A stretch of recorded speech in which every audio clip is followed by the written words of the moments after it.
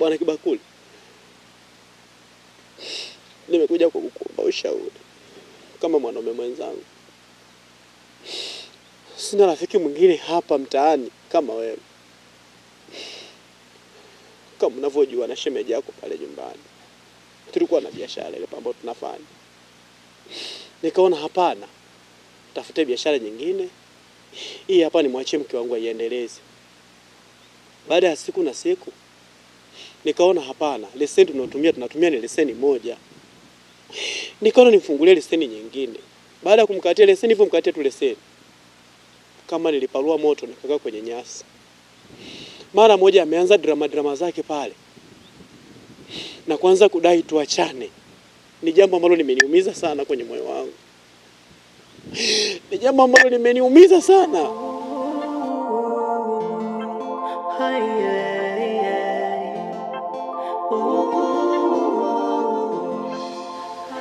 BK, mimi naomba niseme pole sana, kwa sababu jinsi nilivyokuwa namfahamu shemeji yangu, siamini kabisa kama yeye anaweza kufanya kitendo kama hiki. Naomba nikwambie kitu kimoja. Changamoto zinakuja kwa binadamu ili tujifunze. Na wahenga wanaposema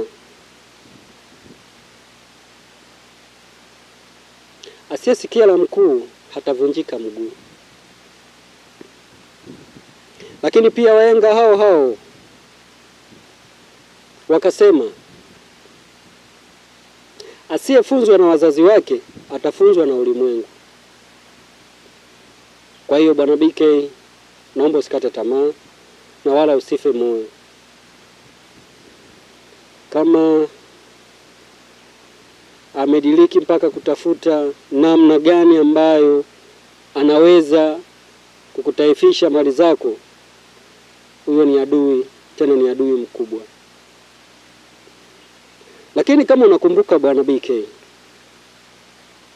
ulikuja kipindi cha mwanzo kabisa ulipokuwa ukitaka kumuoa huyo binti.